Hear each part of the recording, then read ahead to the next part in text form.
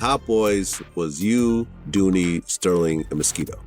Well, it was more than that, but everybody like started going to jail, started hanging out. Y'all see this shit, man. Y'all see what's going on. I think No Limit won. You know, that's my honest opinion. They was more organized. They was grown up about the situation. After Birdman went off on Turk during that Wild Cash Money versus No Limit versus Zoo showdown, fans didn't miss a beat. They started piecing things together fast. Wayne's quiet reaction spoke volumes, and people could feel it wasn't just another label moment gone sideways. This was deep. I understand our language, you feel me? But I got to say this for me. So I'm just gonna leave it at that. Y'all know y'all can't with me when y'all wanna with me. And I just wanna leave it at that, man. Like we gotta stop sending out these mixed messages to people because y'all, you know, don't do that. You know what I'm talking about? Respect. These weren't just artists sharing a label. They were family. The Hot Boys came up from nothing, grinding in the streets before turning raw hustle into platinum anthems. Wayne always looked at Birdman like a father figure, someone who had his back when nobody else did. But now that silence, it hits different. And honestly, it should. Besides that, you got the Wayne, Drake, Nicki, the Hot Boys. Before that, the Ross, and Cali, all them niggas come from under my umbrella. Every last one of them niggas. Ain't too many niggas ain't been up under my umbrella. If they say it or don't say it, all them niggas.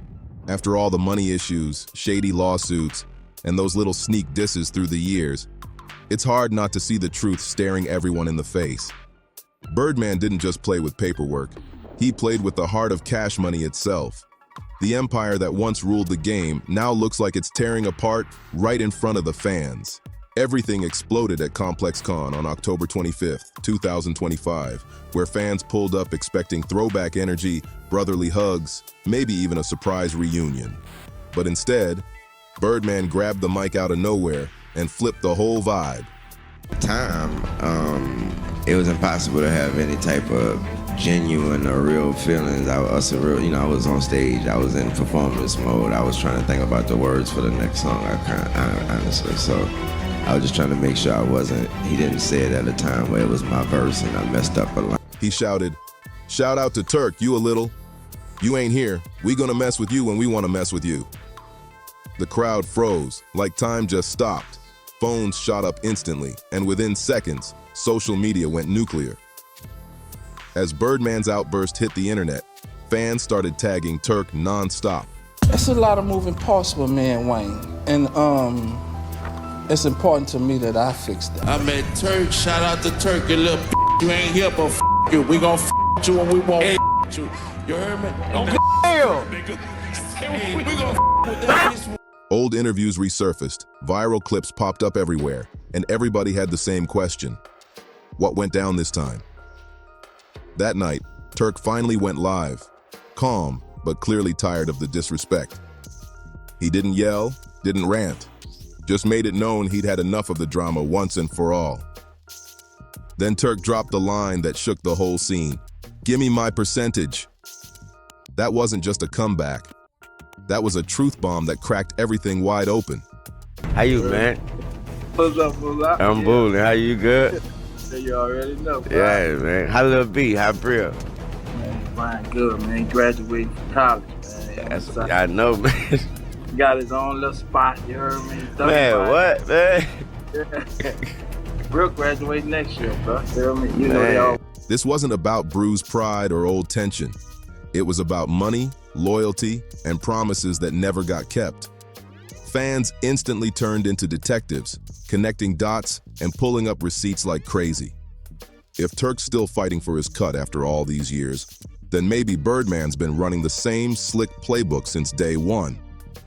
And while the internet was in full meltdown mode, Lil Wayne stayed silent. And that silence spoke louder than any diss track ever could. To understand how deep this really runs, you gotta rewind the tape. Way back before the record deals, before the platinum plaques, before Cash Money was even a dream. The name Hot Boys didn't come from a studio brainstorming session. It came straight out of the Magnolia Projects in late 80s New Orleans. And back then, it wasn't about music at all. It was about survival. The original Hot Boys weren't rappers. They were real street figures. Sterling, Donnie, Mosquito, and Terrence Gangsta Williams, Birdman's older brother. These names carried weight in the city, respected, feared, and remembered. But that story turned dark quick. One by one, those original Hot Boys either got taken out or ended up behind bars. Only Gangsta Williams lived long enough to see Birdman flip that same street name into $1 million empire. So when Birdman revived the name Hot Boys for his rap group later on, it wasn't random, it was calculated. He took a name built in the streets and turned it into a legacy that still echoes through hip-hop today. That move made Birdman look like a genius, but it also planted the seeds for decades of chaos and betrayal. By the mid-1990s, Birdman and his brother Slim had officially flipped Cash Money into a full-blown powerhouse. And to take it to the next level, they needed a crew that could represent New Orleans with the same hunger and heat the original Hot Boys had in the streets. That's when Lil Wayne, Juvenile, Turk, and BG came through, the new age Hot Boys. They had the fire, the style, and the street rep to match. Birdman pushed them like they were already icons before they even hit the charts. Every mixtape, every stage, flashy, loyal, and always riding for Baby. And it worked, big time.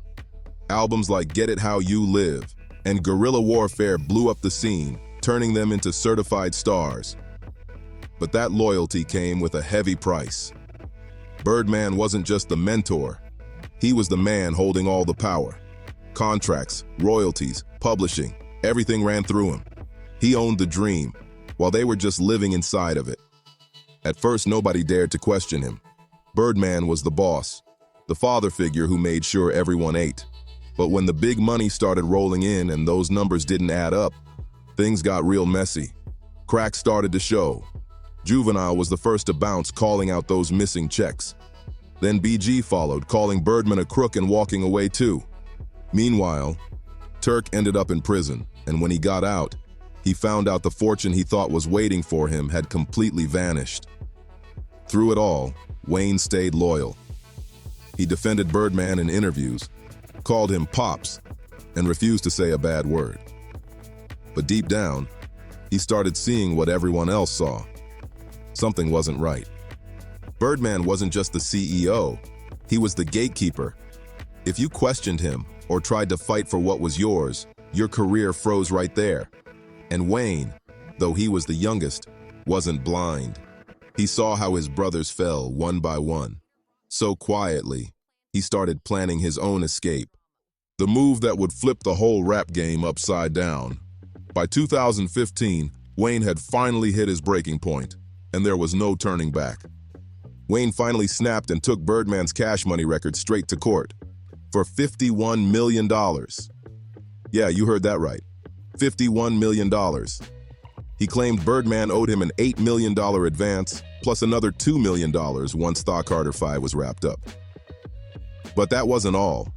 Wayne dropped major receipts, saying Birdman was also pocketing profits from his own Young Money Entertainment label. Basically, Birdman was stacking millions while Wayne kept the whole empire alive. Birdman denied it all, swearing he never held Wayne's music hostage. But behind the scenes, Wayne was furious. His long-awaited project, Thaw Carter 5, got trapped in limbo for years thanks to those same shady business moves. Finally, in 2018, they reached a quiet settlement rumored to be worth over $10 million. But then Birdman went public bragging that he gave Wayne $400 to $500 million. Nobody bought that story for a second. Even when they hugged it out in front of cameras, fans saw straight through it. It was all for show. To be fair, Birdman has tried defending himself plenty of times, saying everyone got paid and that people just don't understand how the business works. He even claimed he handed Wayne hundreds of millions from Universal's distribution deals. But every time he throws numbers around, the math just doesn't match the receipts. What makes it sting even more is how Birdman keeps flexing like nothing ever happened. Private jets, diamond-covered watches, luxury cars, million-dollar gifts. He's living large. Meanwhile, Most of his former artists are out here trying to rebuild their lives or still waiting on the royalties they earned. That's the part that cuts deep. Birdman built his empire preaching loyalty and family. But when the money started talking, that family faded fast. The ones who built the label from the ground up got left behind while he kept shining in the spotlight. And just when everyone thought the storm had finally calmed down, boom, the drama came roaring right back to life. In 2022, Birdman's older brother Terrence "Gangsta" Williams, the original Hot Boy, walked out of prison after more than 23 years behind bars. His release shook New Orleans to its core, especially because of who he was and what he represented. Not long after getting out, Gangsta started doing interviews and telling it all, breaking down the real story behind the Hot Boys, the street version, and how Cash Money truly came to life. And he didn't sugarcoat a thing. Gangsta straight up confirmed what fans had been whispering about for years. Birdman used the Hot Boys name, their street rep, and even pieces of their real-life story to build his empire, but never gave credit where it was due. He spoke with facts, not rumors. When reporters asked Birdman how he felt about his brother coming home, he just brushed it off like Gangsta didn't even exist. That silence spoke volumes. It showed everyone that in Birdman's world, loyalty only moves in one direction. Now, almost 3 decades later, the legacy of the Hot Boys is stuck in limbo. BG is finally home. Juvenile is still rocking stages across the country. Turk keeps calling out names in interviews. And Wayne, he's too rich, too scarred, and too far gone to ever look back. The chemistry that once made them unstoppable is long gone, replaced by silence and scars that never healed. Fans keep begging for a reunion, dreaming of that classic energy one more time. But deep down, everyone knows the truth. Those wounds cut way too deep. Birdman might have built the Cash Money brand, but in the process, he shattered the brotherhood that made it powerful in the first place. The Hot Boys weren't just a rap group. They were a family born out of loyalty, struggle, and pure survival. But when money, ego, and pride got thrown into the mix, everything fell apart. Fast. And now, with Birdman back online throwing subtle disses and flexing his lifestyle again, it's clear, this story ain't over. Every time Wayne stays quiet, every time Turk speaks up, every time Birdman flashes his diamonds and jets, it's a reminder that behind all those platinum records and luxury mansions was a family that never truly healed. So now the real question ain't just about what Birdman still owes in cash. It's about what he owes in loyalty, respect, and truth. Because some debts cut way deeper than money ever could. The Hot Boys gave everything, heart, loyalty, and years of their lives, to build something that changed hip-hop forever. And now, decades later, that same legacy's hanging in the balance, waiting for someone to finally make things right. If you've been keeping up with this wild saga, smash that like button, drop your thoughts in the comments, and share what you think Birdman really owes his day ones. This story's still unfolding fast, and you definitely don't want to miss what's coming next. Stay tuned, because the truth's still breaking loose.